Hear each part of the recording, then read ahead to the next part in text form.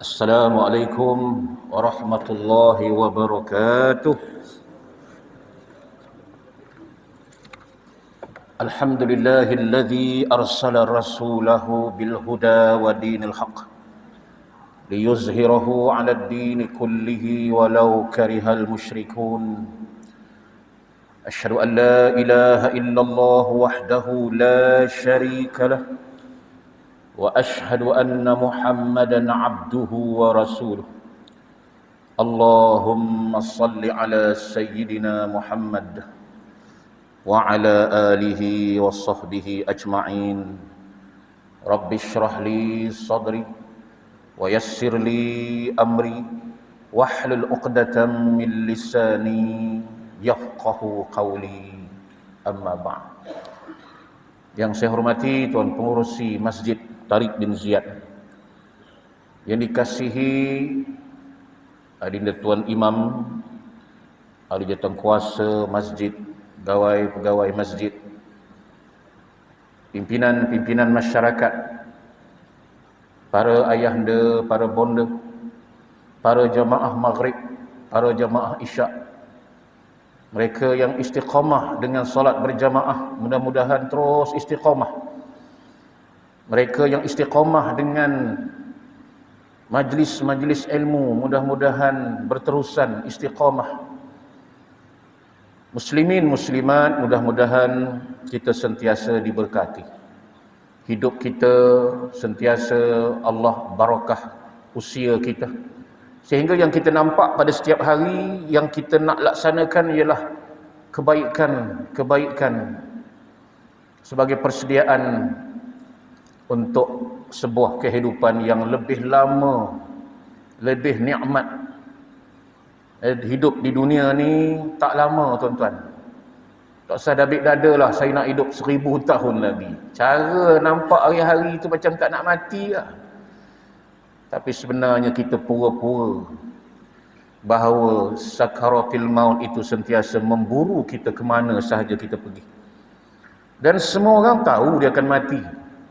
Hatta orang yang sedang main judi pun kalau kita tanya, "Mu tahu tak mu akan mati?" Tahu. Biasalah lepas hidup mati. Tapi bila kita aju soalan berikutnya, tahu tak lepas mati kita dihidupkan balik untuk dipertanggungjawabkan segala yang kita buat, yang kita fikir, yang kita segala-galanya yang akan dipersoalkan balik. Dan yang bakal kita menyelamatkan kita ialah bekalan yang kita buat sekarang. Kalau kita lahir ke dunia, tuan-tuan masih ingat waktu kita baru lahir? Memang tak ada yang ingat lah. Tanyalah mereka yang sambut kelahiran kita. Siapa yang siapkan bekal? Dengan pampersnya, dengan baju-baju babynya. Semua gembira senyum menyambut kelahiran kita. Manakala bekalnya, kita yang tahu kita lahir je. Yang menyiapkan bekalnya itu orang-orang yang hidup di dunia. Tetapi tahu tak kita bahawa bila kita berpindah ke alam barzakh, ada tak siapa-siapa tolong siapkan bekal? Siapa yang akan siapkan bekal kita? Kita kena siapkan bekal. Dan bekal tu bukan di dalam alam barzakh baru kita nak buat. Baru nak rajin semayang, barulah kita nak mengaji Quran, baru nak semayang sunat rajin-rajin, baru nak berzikir, tak. Jauh sebelum kita meninggal tu, tuan-tuan, kita kena siapkan bekal-bekal itu. Sebab itu, tuan-tuan, marilah amalan yang terbaik. Bila kita solat tahajud malam, 1/3 malam, 3:30 pagi, kita bangkit, tuan-tuan, ya. Lepas semayang tu, kita menong sekejap di penjuru sejadah tu. Kita fikirkan balik tentang kerja-kerja yang kita buat selama ni. Kalau umur kita katalah 50 tahun, cuba kita review balik.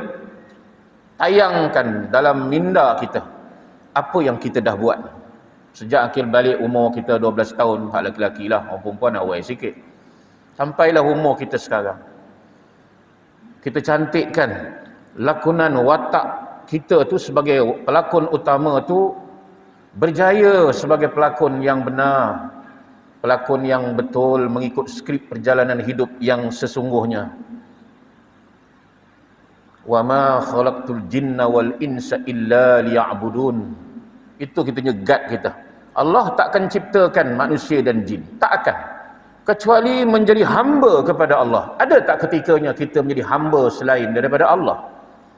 Hamba kepada hawa nafsu, pernah. Hamba kepada harta benda, pernah.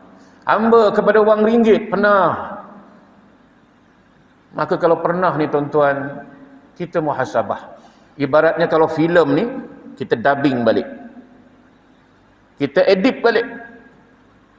Mana yang sensor ni, kalau ditayang filem kita tengah berbuat begitu, ya Allah, malunya kita. Allah tayang di mahsyar tu, apa yang kita buat. Ada 3 cara tuan-tuan ya. Yang pertama, dialog. Kamu telah melakukan perbuatan seperti ini, mengaku ke tidak? Kita mesti mengelaknya. Tak mengaku, ya Allah. Tak sengaja, ya Allah. Terlupa. Dialog kita dengan Allah Subhanahu wa taala. Dengan petugas Allah ketika itu. Cuba nak elak. Yang keduanya, slide. Faman ya'mal mithqala dzarratin khairan yarah. Yara artinya lihat, tonton. Allah akan slidekan semua amalan kita. Ni dia gambar. Nampak? Pada masyarakat semua tengok, ini kerja Pak Ustaz ni katanya. Ceramah bukan main lagi. Rupanya main judi rupanya. 3 ekor rupanya. 34 jangan ambil lah, memang tak kena tuan-tuan. Ini kerja Pak Ustaz. Satu mahsyar tuan-tuan, malu kita. Ni kita kena edit, buang dengan taubatan nasuha, delete habis, kemudian sambung balik, cantum biar gambar cantik. Dan yang ketiganya, hisab dengan kitaban mantiqa, kitab yang boleh berbicara, tak ada gambar, dia hanya audio je. Suara kita maki hamun orang keluar. Kita bergaduh suami isteri, kita ingat dialog tu hilang lah. Kita tengking isteri, isteri tengking suami, bodoh punya orang tua. Kita ingat lepas habis itu je. Allah dia rakam, dia record suara kita. Macam mana kita tengok tuan-tuan hari ini, rakaman suara yang dah berbelas tahun, terang jelas, betul tak? Allah yarham Piramli punya suara, terang, semua dapat dengar, bunyi bersin pun clear. Rupanya alat perakam Allah Ta'ala lagi canggih daripada alat perakam di dunia ni. Dia boleh rakam semua. Suara kita mengaibkan orang lain, kita berbisik, dengar. Dalam mesyuarat kita kutuk orang, dengar. Suara kita sebiji, suara kita. Lalu Allah tanya, kamu mengaku tak bahawa kamu tu?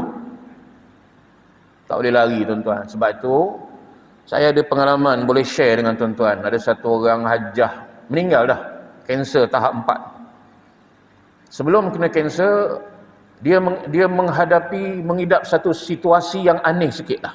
Saya tak pernah cerita ni, tapi kena ceritalah tuan-tuan. Dia kata, Ustaz, bila saya tidur, sebelum tidur malam tu, dia akan terdengar suara. Agaknya suara syaitan ni. Tak, tapi suara dia kenal suara dia. Waktu dia bergaduh dengan suami, masa tu suami dia hidup lagi. Dia ibu tunggal. Dia boleh dengar suara dia memaki suami dia. Ni, di telinga dia. Orang lain tak dengar, dia seorang. Rupanya apa yang kita cakap selama ni tuan-tuan, ni macam saya ceramah ni, Allah record, Allah rakam. Kita kata isteri kita, bodoh awak ni, Allah rakam. Dan rakam ni bukan Allah Ta'ala simpan dalam store kan? Nak tunggu audit datang cek balik. Tak. Allah akan buka balik rekod ni tuan-tuan. Dengar suara kita sebiji, bersin ada, bunyi kita, semua ada bunyi suara. Jadi dia mengalami keadaan tu tuan-tuan. Lalu dia cerita pada saya tu, dia ingatkan suara ni sebelum tidur je. Dalam mimpi pun datang. Dengar suara dia. Audio, gambar tak ada. Suara dia memaki orang, mencaci orang. Dia kenal suara dia. Itu memang suara saya, Ustaz. Yang heran tu kenapa telinga saya dengar benda-benda ni. Apa nasihat Ustaz? Kita tak ada pengalaman hal-hal gitu. Ajah pasti itu suara Ustaz. Ya. Pernah maki suami. Suami dia dah meninggal, tuan-tuan. Saya gagal menjadi isteri yang salihah, Ustaz. Bila saya dengar balik, saya maki hamun suami saya. Waktu bergaduh, maklumlah orang bergaduh ni kadang-kadang over sangat. Ikut perasaan betul. Dan bila renung balik, kesian suami. Sebab suami saya adalah suami yang terbaik. Gitu. Masa hidup tu tak. Kamulah suami paling tak senonoh sekali. Habis keluar belaka, tuan-tuan. Dan kita ingat cakap kita tu hilang. Tak. Allah Ta'ala dia rakam semuanya. Lama juga dia mengalami keadaan tu, saya kata gini, cuba ikhtiarkan, perbanyakkan istighfar. Terutama penghulu istighfar tu. Allahumma anta rabbi khalaqtani, baca tu. Alhamdulillah ada kurang sikit. Tapi Ustaz, yang saya tak berdaya tu, bila tengah tidur, suara tu akan datang, kuat. Kena yang kuat menengking tu saya. Jadi suara tu kuatlah menengking, sebab saya yang menengking. Mengata kejiran, kutuk orang sana, kutuk orang sini, kita ingat selesai. Tak, tuan-tuan. Dan tak lama selepas tu, makan masa bulan, tuan-tuan ya, lepas pada PKP saya ingat, maka dia diisytiharkan kanser tahap 4. Rupanya ada tanda. Dah istighfar sudah, Ustaz. Ada kurang sikit tak? Ya, semakin kurang. Sehinggalah, tuan-tuan, 2-3 hari sebelum dia meninggal tu, masih dia call dan WhatsApp lagi, tuan-tuan. Saya kata ini semua kerana Allah Ta'ala sayangkan kita. Sebelum nak berangkat, Allah Ta'ala suruh kita bersihkan diri. Sebab kita ni, fitrah kita suci, bersih dulu ni. Tapi kerana dunia ni dan segala isinya, menyebabkan kita ni salah guna. Kehambaan kita berubah menjadi kehambaan kepada dunia dan harta benda, pangkat dan jawatan. Tuan-tuan, akhirnya kita lupa pengabdian yang sepatutnya kepada Allah Subhanahu wa Ta'ala. Meninggal, tuan-tuan. Pergi juga ziarah dia tengok. Jadi tuan-tuan, tolong jaga sikit apa yang kita nak keluar daripada mulut kita, lidah kita. Jangan sangka bila kita maki orang selesai, itu tak. Kita tengok dalam Facebook, Instagram, clear gambar dan suara. Allah Ta'ala lagi canggih alat dia.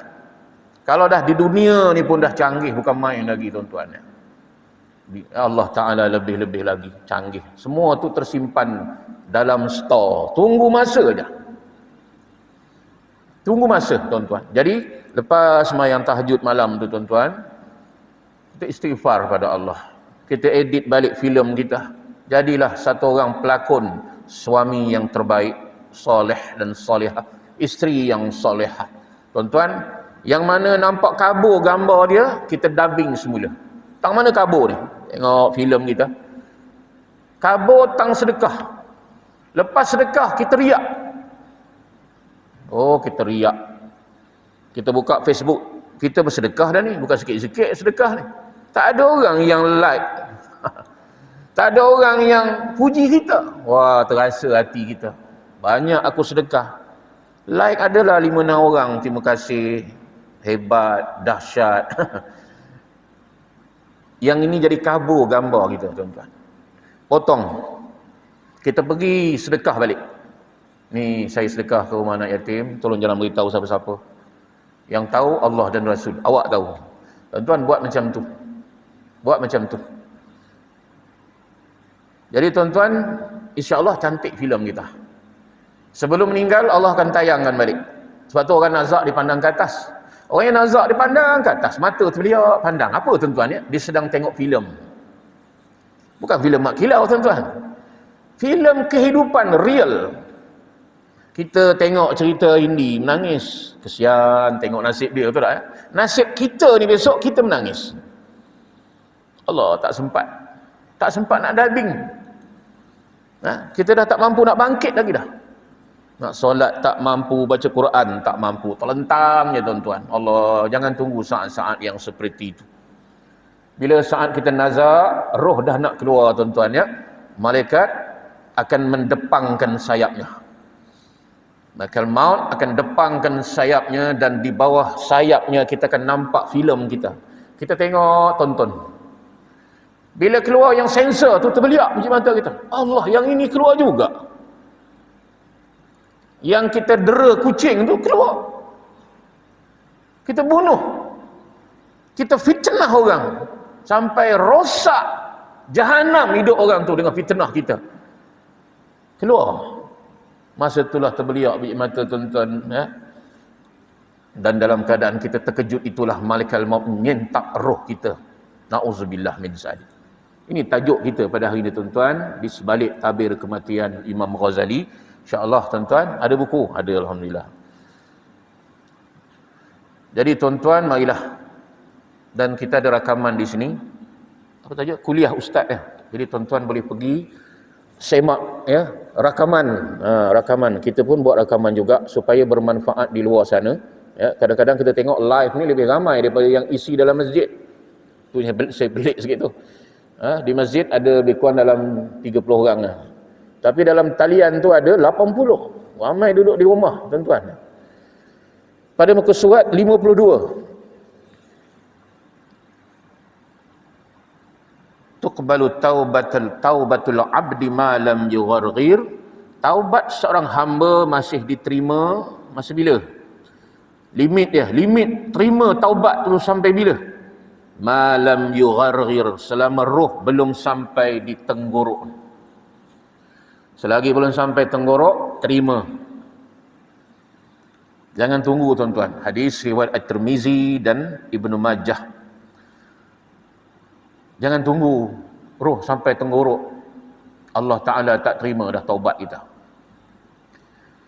Allah Subhanahu wa Ta'ala berfirman, وَلَيْسَتِ التَّوْبَةُ لِلَّذِينَ يَعْمَلُونَ السَّيِّئَاتِ حَتَّى إِذَا حَضَرَ أَحَدَهُمُ الْمَوْتِ qala inni tubtul an. Maksudnya, dan taubat itu tidaklah diterima oleh Allah dari mereka yang mengerjakan kejahatan ya, yang hingga apabila datang ajal kepada seseorang di antara mereka, bila ajal dah sampai, barulah dia kata, saya benar-benar bertaubat sekarang aku bertaubat. Bila ajal dah sampai, barulah dia kata, aku taubat ya Allah. Jangan, maksudnya jangan buat macam tu. Istighfarlah tuan-tuan, minta ampun. Kita tak boleh kata, aku salah apa nak minta ampun. Aku keluar rumah pun jarang. Duduk dalam rumah aja. Masa bila aku buat dosa? Sempit cara pemikiran yang macam tu, setting minda tu kena betul kan tuan-tuan. Kita duduk seorang-seorang pun boleh berdosa. Macam mana dosa tuan-tuan? Kita lupa kepada Allah. Kalau ibarat telefon tu, coverage kita tak ada bar langsung dengan Allah. Lupa dan leka tu adalah dosa kita kepada Allah. Yang keduanya, kita duduk di rumah, kononnya kita tak berdosa. Bila ada orang susah, orang fakir miskin, anak yatim di luar, kita tak tolong, kita juga kena, salah kita juga. Sehingga Rasulullah sebut, tak sempurna iman seseorang apabila dia tidur kekenyangan, jirannya tidur kelaparan. Apa salahku? Kau nak kenyang, kau kerjalah. Tak boleh jawab macam tu tuan-tuan. Ya. Allah tahu jumlah harta kita yang kita tak nak tolong tu pasal apa? Kena tolong. Jadi tuan-tuan, boleh kita duduk di rumah ni ya, tapi jangan sampai kita tak buat amalan apa-apa, tunggu aja. Kena bergerak, move. Kalau kita berdiri, duduk. Kalau duduk berjalan, kita tak boleh kata aku nak syurga, tapi duduk je. Sehingga Nabi kata iman bukan angan-angan. Saya nak masuk syurga, okeylah, baguslah tu, niat tu nak masuk syurga, cita-cita, tapi duduk je. Jadi nak nasihat sikit tuan-tuan, supaya telinga saya pun dengar nasihat ke diri saya juga. Kalau lepas azan, jangan duduk kat taman. Kenapa? Tunggu qomat. Tak betul cara macam tu tuan-tuan. Tunggu komat, tanya haji, kenapa tak masuk ke masjid? Tunggulah komat kan saya masuklah. Tanya umur berapa? Tak tanyalah, dalam hati je. Tengok umur dah 70 tahun lah.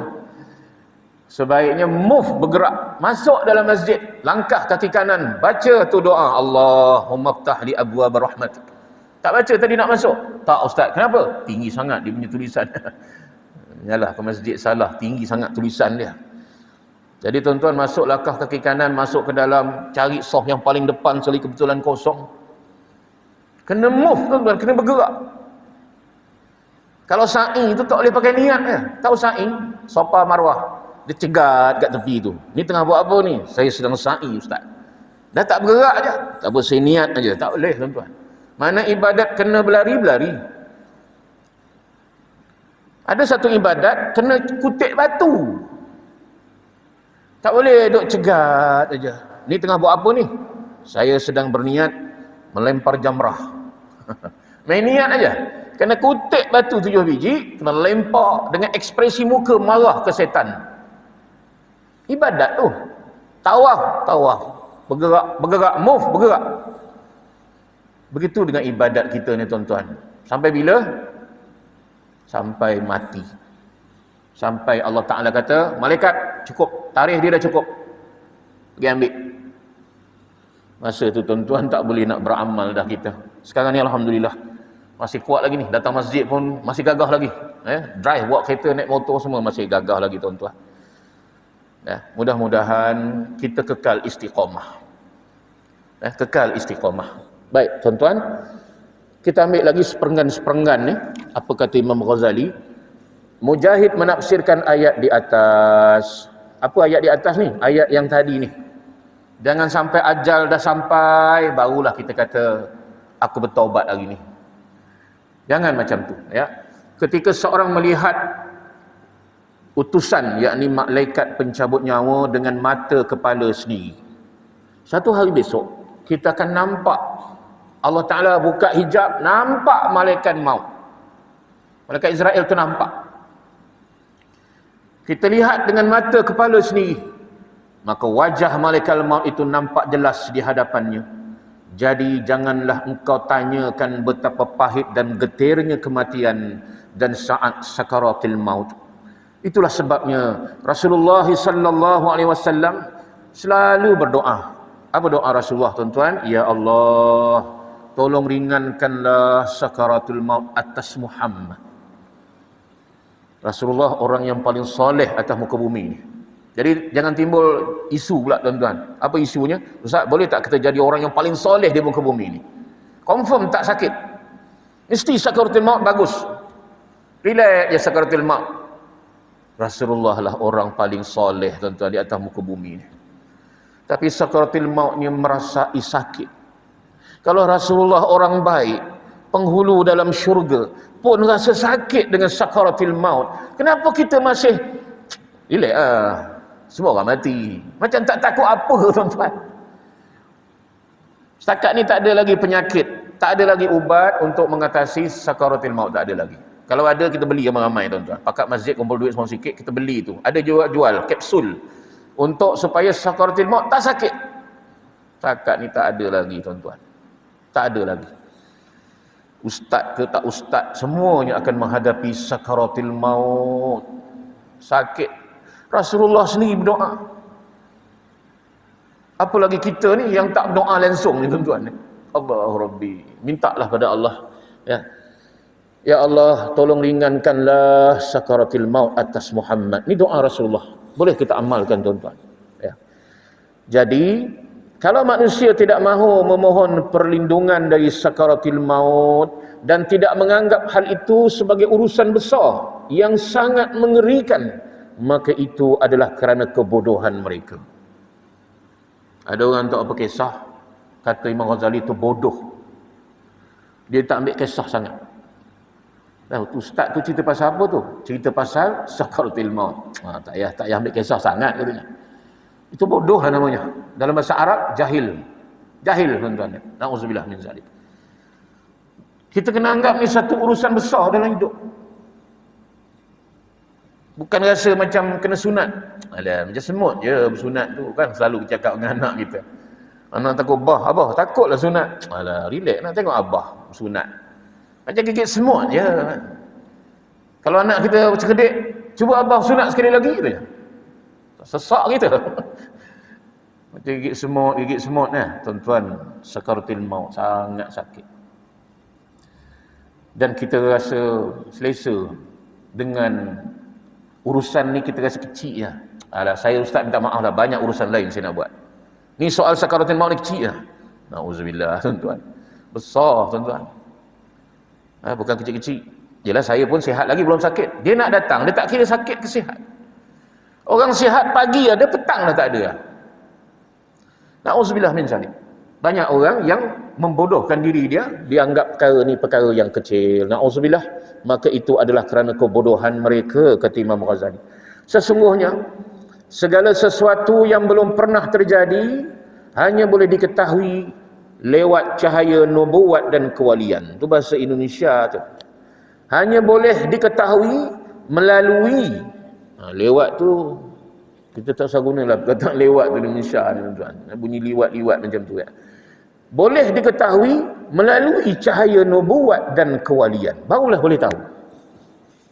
Hari-hari buka Quran, barulah ada kisah-kisah mati, kisah-kisah syurga. Kalau kita tak buka Quran tuan-tuan ya, buka seminggu sekali je. Tak dapat kita cerita-cerita berkaitan dengan peristiwa yang belum terjadi tapi bakal terjadi. Itulah sebabnya para nabi alaihimussalam dan para wali, seluruh para awliya lah tuan-tuan ya, sangat takut kepada mati. Takut macam mana tuan-tuan? Patutnya tak takutlah. Takut amalan tu tak banyak. Ada satu orang yang meninggal suri, tak tahulah orang Malaysia ke mana, viral kita tengok. Ketika dia sakit COVID tu, dia ditidurkan, ketika itulah dia berada di satu alam yang agak aneh.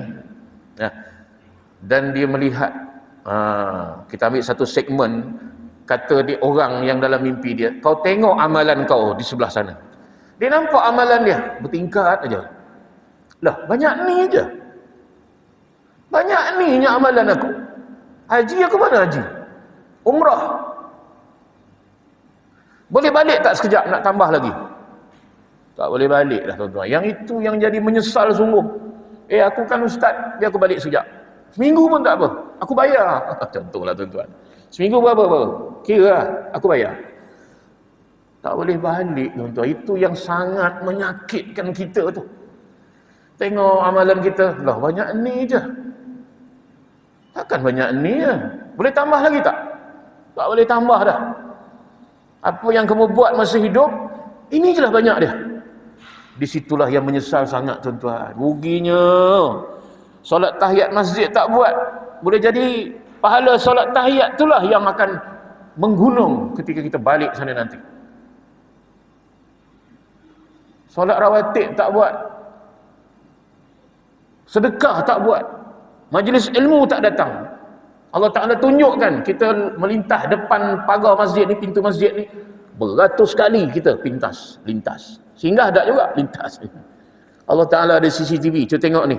Muhammad bin Abdul ada 1000 kali melintas pintu masjid.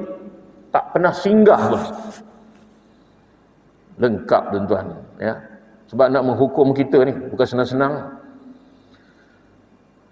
Baiklah tuan-tuan.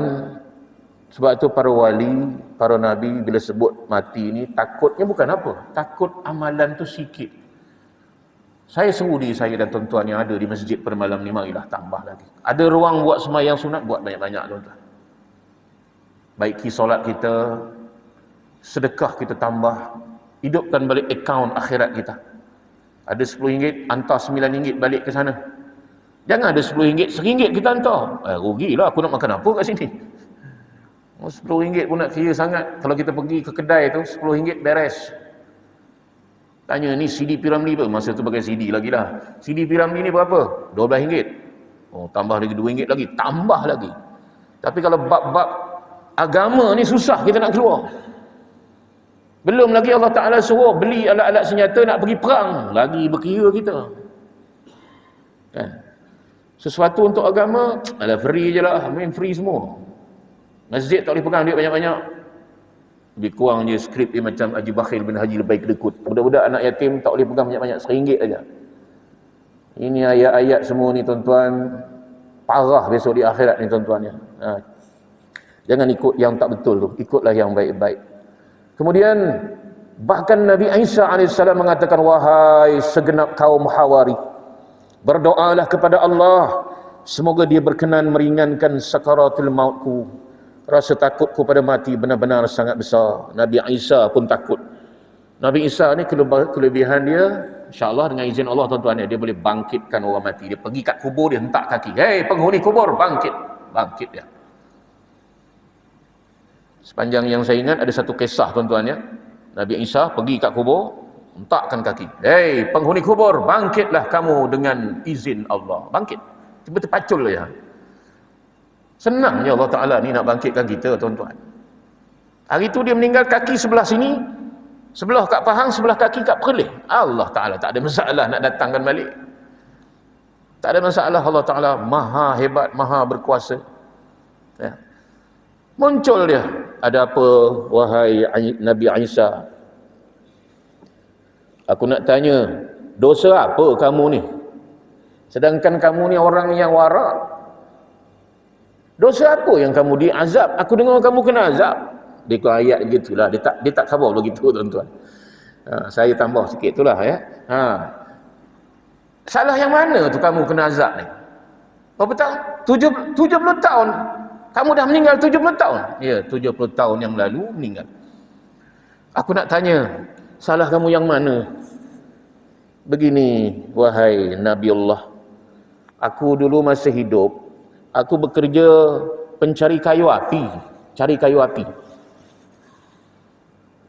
Dan bila dah siap kayu api ni aku kumpul, aku pikul di atas ni, bawa jalan pergi ke bandar. Aku jual, timbang, hasil daripada jual kayu api itu akan kuserahkan sepenuhnya kepada majikan. Itu kerja aku. Tapi satu hari lah, tak tahu hari bila. Bila aku pikul ni tadi rasa penat sangat. So penatnya nak rehat. Dia pun letak di tanah. Dia pun duduk atas kayu tu, duduk rehat. Rehat sekejap. Masa rehat tu, kebetulan baru lepas makan tadi ni, ada celah-celah gigi ni, sisa-sisa makanan. Aku pun patahkan satu kayu. Patah satu kayu nak buat cungkil gigi je. Kayu tu aku guna untuk cungkil gigi. Sikit je lah. Kayu cungkil gigi bukan besar, kecil. Tanpa memberitahu majikan. Aku diazab di soal siasat sejak 70 tahun yang lalu. Hanya disebabkan sebatang cungkil gigi ni. Halusnya hisab Allah ni tuan-tuan. Kita boleh kata, cungkil gigi pun nak kira juga. Allah ni cukup halus tuan-tuan ya. Hisab dia lagi halus. Sebab itu tuan-tuan berhati-hatilah dalam kita meneliti, menjalani kehidupan kita ni. Bukan susah. Balik kan beritahu, wahai majikan, tadi aku ambil sikit tu kayu tu tadi untuk cungkil gigi. Tak apalah, aku rida. Clear tuan-tuan, tak ada masalah. Atau dia kata, ganti balik, ambil RM1 kena bayar. Bayarlah RM1. Jadi tuan-tuan, kenapa yang teruk kena seksa tadi? Masalah itu. Ya, tuan-tuan jabarkanlah kepada masalah-masalah yang lain pada hari moden hari ini. Kan? Kita mengulau, majikan bayar kita gaji 8 jam, kita buat benda lain. Ini semua tidak mendatangkan keberkatan dalam makan minum kita.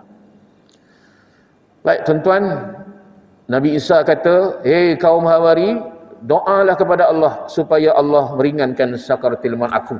Aku pun takut. Rasa takut kepada mati benar-benar sangat besar. Nabi pun rasa takut dengan sakaratul maut. Diriwayatkan bahawa satu rombongan Bani Israel sedang berjalan melalui tanah perkuburan. Satu rombongan Bani Israel mencerita dulu ni tuan-tuan. Sedang berjalan melalui tanah perkuburan. Lalu salah seorang dari mereka berkata kepada yang lain, bagaimana jika kalian berdoa kepada Allah agar dia berkenan menghidupkan satu mayat di kuburan ini untuk kalian tanya. Bahasa Indonesia. Dia lalu kawasan kubur. Apa kata dia? Kamu semua doa pada Allah, cuba hidupkan satu mayat cukuplah. Satu mayat. Supaya kita boleh tanya macam mana ke mayat tu. Ini cerita dulu-dulu ni tuan-tuan ya. Mereka lalu berdoa kepada Allah, berdoalah. Ya Allah, atas izinmu ya Allah, hidupkanlah satu orang, boleh kita tanya-tanya apa cerita alam barzakh ni. Tiba-tiba sahaja di hadapan mereka muncul seorang laki-laki yang berdiri dengan sepasang mata yang terlihat tanda-tanda sujud. Ia keluar dari satu kuburan dan berkata, kalau kita mayat keluar daripada kubur tu, apa kita buat tuan-tuan? Langkah 1000 dah kita. Tentera Jepun hidup balik, teringat kita. Tak, ini orang soleh. Lalu bila nampak mayat tu bangkit dari kubur, wahai manusia, tanya selalu, apa yang kalian inginkan dariku? Tak, yang bangkit tadi bertanya, kenapa panggil aku ni? Ada apa kamu panggil aku ni?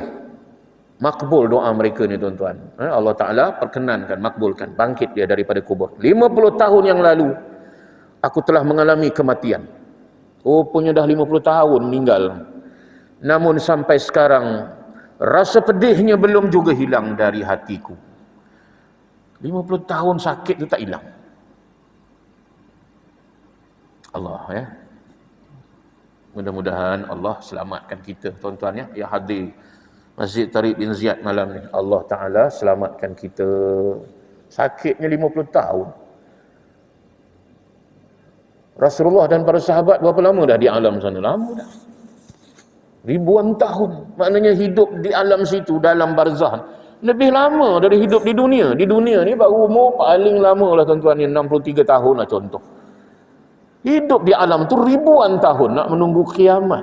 Allah lamanya, lama tuan-tuan.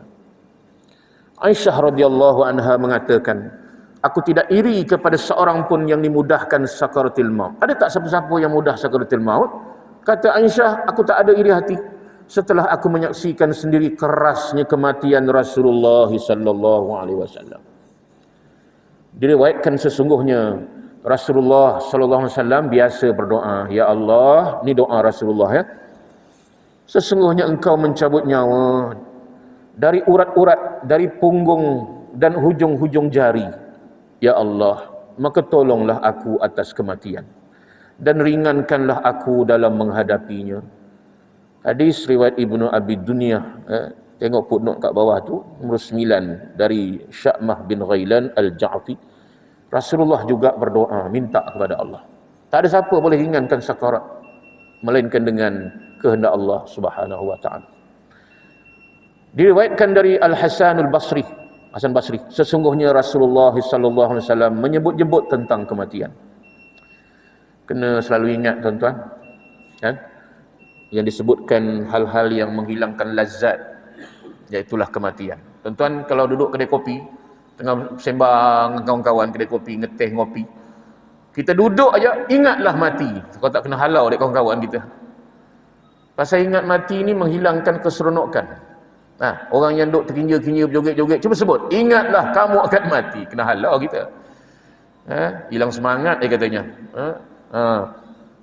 Jadi tuan-tuan, begitulah Rasulullah sebut kematian. Satu hari tak kurang 80 kali kena ingat. Dan bila kita ingat mati, Allah beri pahala. Kerana kalau kita lupa kepada kematian, kita akan rasa kita akan hidup selamanya di atas muka bumi. Tak, kita sekejap je. Sekejap je tuan-tuan. Ya. Nabi SAW, bukan, mana tadi? Duka dan rasa sakit kematian itu selalu Nabi sebut-sebut. Beliau bersabda, sakitnya sama dengan 300 tusukan pedang. Tuan-tuan pernah kena tusuk pedang? Jangan pula saling memedang pula lepas ni tuan-tuan. Na'udzubillah. Sakit tu nak cerita. Saya pengalaman share dengan tuan-tuan, pernah merasa kena tikam dalam mimpi. Oh begitu sakit kena tikam punya. Allah, bila tersedar pada mimpi lah, alhamdulillah lah mimpi. Sakit itu Allah Ta'ala nak bagi. Tuan-tuan, 300 tusukan pedang tu macam mana sakit menghadapi sakaratil maut. Allahu Akbar tuan-tuan ya. Dan sakit tu akan terasa. Puluhan tahun selepas daripada itu. Jadi tuan-tuan, marilah sama-sama kita jaga amalan kita. Ya, amalan kita inilah yang bakal menyelamatkan, bakal menolong kita besok di sana. Liang lahat tu tak muat. Rumah kita yang besar tu, nak masuk dalam liang tu tak muat. Jadi janganlah sibuk siang malam pagi petang perbesarkan rumah. Bukan tak boleh. Bukan tak boleh. Jangan kita ambil negatif tu. Silakanlah. Lagi besar rumah, lagi rajin tahajud, lagi rajin datang masjid. Kalau boleh buat, silakan. Banyak yang rumah dah cantik, meriah, masjid tak datang. Kadang-kadang rumah lebih besar dari masjid. Buka pintu depan rumah setentang dengan kecopong menara masjid, tak datang. Kebanyakan yang ada akan leka dan lalai dalam kehidupan dia. Sebab tu Rasulullah pilih mati dalam keadaan miskin. Kenapa tuan-tuan? Apakah miskin ni sinonim dengan agama Islam kita? Islam ni tak boleh kaya-kaya sangat, dia kena miskin saja. Kita tengok cara Rasulullah, ya. Bila lepas semayang dipanggil. Lepas Rasulullah semayang, ya, semayang di rumah ni, semayang sunat. Panggil, ya Humairah, mari sini. Ada apa wahai suamiku ya Rasulullah? Tolong turunkan ni. Ada satu saudagar Yaman, dia bagi macam sejadah ni lah. Ada sikit-sikit nampak macam ada burung tuan-tuan dia. Gambar-gambar sikit lah. Macam burung, cantik lah. Aisyah dia tampal dinding, konon nak hias rumah lah. Rasulullah semayang menghadap situ. Lepas semayang Nabi panggil, wahai Humairah, turunkan. Mengganggu ibadah aku. Jadi kenapa Rasulullah pilih hidup miskin? Supaya ibadah dia tak terganggu. Sebab tu Rasulullah pilih tidur pun pada jerami, ya. Guni tu dimasukkan batang jerami dengan daun-daun dia. Di situlah tempat Rasulullah tidur. Bila Rasulullah bangkit dari tempat tidur, kesan belakang menitik air mata. Ibn Mas'ud melihat belakang Rasulullah ni. Kenapa Nabi pilih begitu? Kerana mengganggu ibadat. Kita silakan tuan-tuan ya, bukan mana balik ni kan buang habis tilam-tilam dalam tidur tu. Buang, menyusahkan aku ni, bukan tuan. Silakan kalau nak 3 lapis. Tuan-tuan letak dalam pillow tu 3 lapis, tapi tahajud tak tinggal. Silakan. Macam boleh? 3 lapis. Saya boleh Ustaz. 4 lapis lagi. Oh, tahajud tak pernah tinggal. Alhamdulillah, bagusnya. Semayang makin khusyuk. Sebaliknya tidak tuan-tuan ya.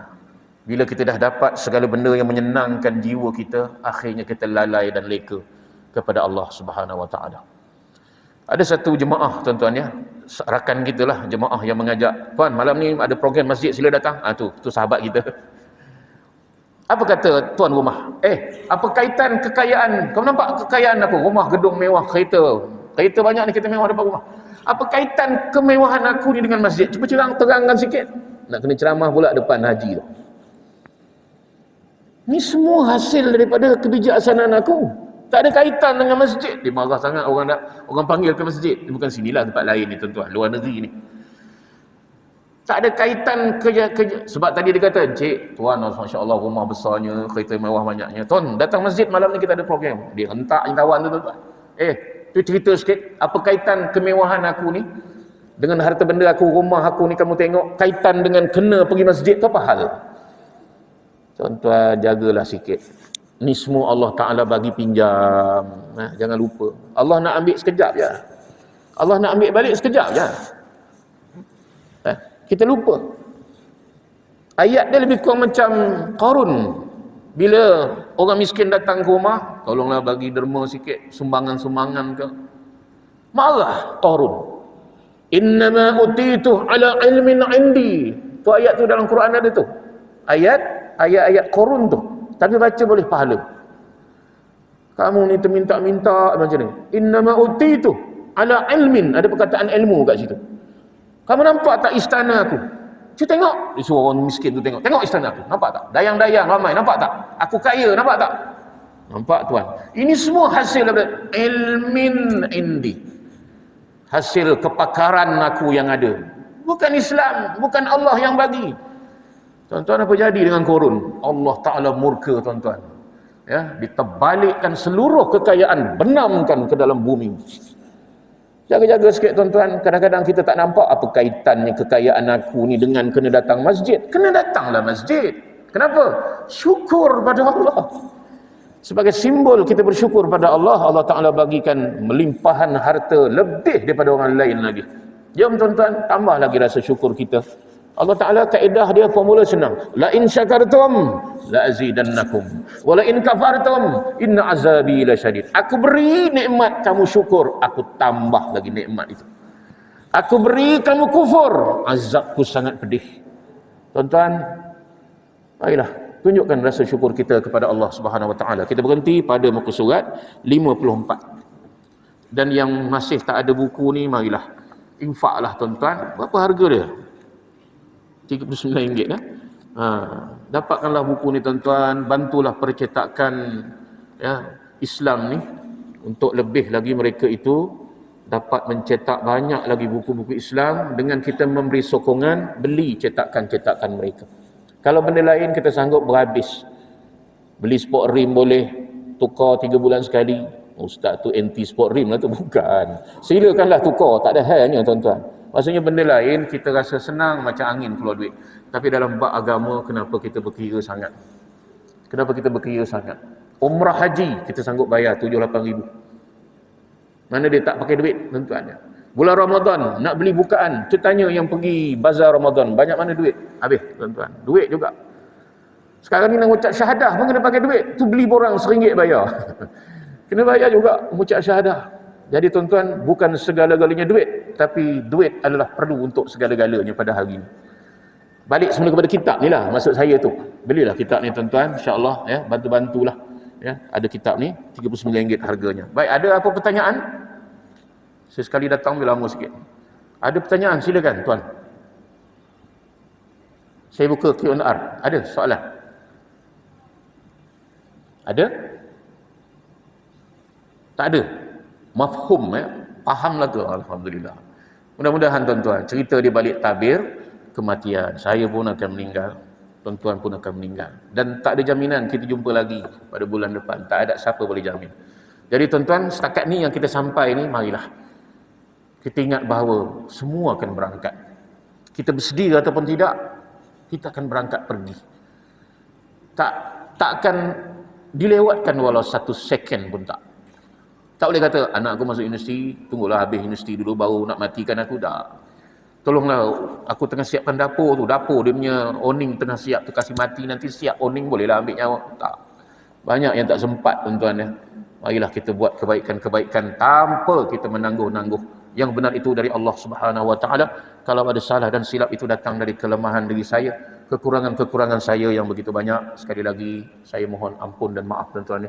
Kita berjumpa lagi insya-Allah, panjang umur murah rezeki di Masjid Tariq bin Ziyad ini. Wallahu a'lam. Assalamualaikum warahmatullahi wabarakatuh.